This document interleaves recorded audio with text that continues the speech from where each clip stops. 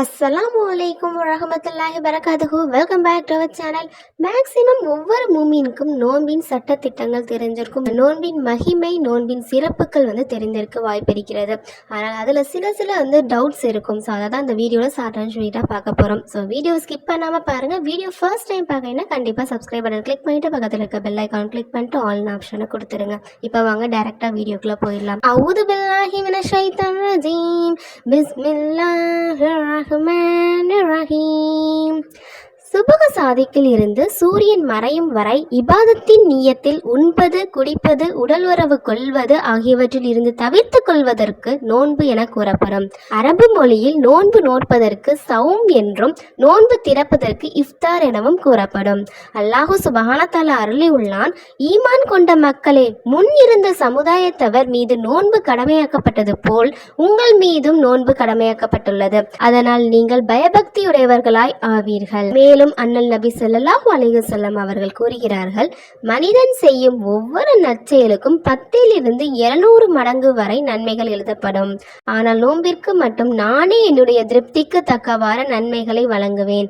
ஏனென்றால் அடியான் எனக்காகவே பகல் முழுவதும் உண்ணாமலும் பருகாமலும் உடலுறவு கொள்ளாமலும் இருந்தான் என்று அல்லாஹ் சுப்ஹானஹு வ தஆலா கூறியதாக அண்ணல் நபி ஸல்லல்லாஹு அலைஹி வஸல்லம் அவர்கள் கூறினார்கள். நோன்பாளிக்கு 2 மகிழ்ச்சிகள் உள்ளன. ஒன்று நோன்பு திறக்கும் போது, மற்றொன்று நோன்பாளி அல்லாஹ்வை சந்திக்கும் நாளில் அவன் வாயில் இருந்து வரும் துர்வாடை கஸ்தூரியை விட நறுமணம் மிக்கதாக இருப்பது.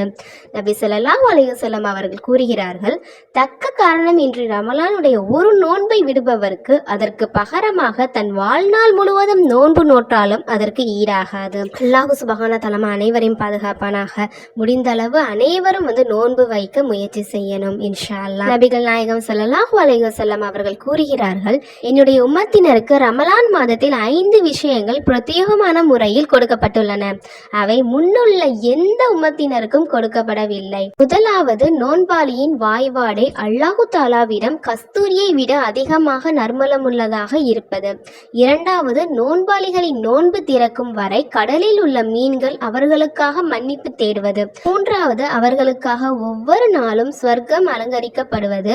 அல்லாஹு தாலா அந்த ஸ்வர்க்கத்திடம், என்னுடைய நல்லடியார்கள் தங்களை விட்டும் உலக துன்பங்களை தூக்கி எறிந்து விட்டும் விரைவில் உன்னிடம் வர இருக்கிறார்கள் என்று கூறுகிறார். நான்காவது, அட்டூழியம் புரியும் ஷைத்தான்கள் அந்த மாதத்தில் விலங்கிடப்படுகின்றன. அவை ரமலான் அல்லாத மாதங்களில் எந்த தீமைகளை புகுத்துவானோ அவ்விதமான தீமைகளை ரமலான் மாதத்தில் புகுத்த முடியவில்லை. ஐந்தாவது, ரமலான் மாதத்தில் கடைசி இரவில் நோன்பாளிக்கு மன்னிப்பு வழங்கப்படுகின்றது என ரசூல் ஸல்லல்லாஹு அலைஹி வஸல்லம் அவர்கள் அருளிய போது, யா ரசூல் அல்லாஹ், பாவ மன்னிப்பு வழங்க பெறும் அந்த இரவு லைலத்துல் கதீர் இரவா என்று சஹாபாக்கள் கேட்டனர். இல்லை, எனினும் ஒரு வேலைக்காரருக்கு கூலி வழங்கப்படுவது வேலையை அவர் முடித்த போதுதான் என்று ரசூல் ஸல்லல்லாஹு அலைஹி வஸல்லம் அவர்கள் பதிலளித்தார்கள்.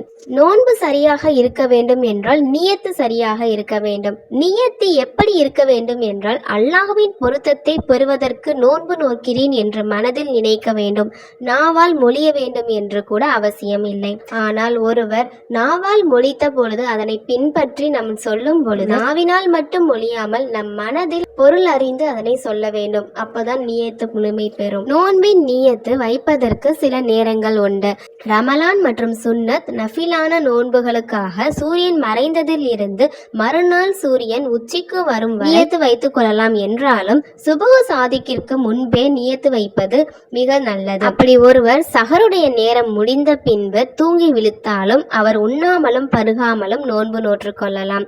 ரமலானுடைய கலா நோன்புகள், நஃபிலான கலா நோன்புகள், பரிகார நோன்புகள் ஆகியவற்றுக்காக சாதிக்கிற்கு முன்பே நியத்து வைப்பது அவசியமாகும். அப்படி யாராவது சுபஹ சாதிக்கிற்கு பிறகு நியத் செய்தால் நோன்பு நிறைவேறாது. மாறாக அது ஒரு நஃபில் நோன்பாகவே மாறிவிடும். அதற்கு நஃபில் நோன்பின் நன்மைதான் கிடைக்கும். எனவே இன்ஷா அல்லாஹ் சுபஹ சாதிக்கிற்கு முன்பே நியத்து வைத்துக் கொள்வது மிகவும் அவசியமானது. பிடிச்சிருந்தா லைக் பண்ணுங்க. அதை இன்னொரு நம்பருக்கும் எத்தி வைத்த நன்மை கிடைக்கும் இன்ஷா அல்லாஹ். அண்ட் ஃப்ரெண்ட்ஸ் அண்ட் ஃபேமிலிஸ்க்கு யூஸ்ஃபுல்லா இருக்கும்னு நினைச்சீங்கன்னா கண்டிப்பா ஷேர் பண்ணுங்க. நம்ம சேனலை இன்னும் சப்ஸ்கிரைப் பண்ணாம இருந்தீங்கன்னா கண்டிப்பா சப்ஸ்கிரைப் பண்ணிருங்க. இன்ஷா அல்லாஹ் இன்னொரு வீடியோன்னு மீட் பண்ணலாம்.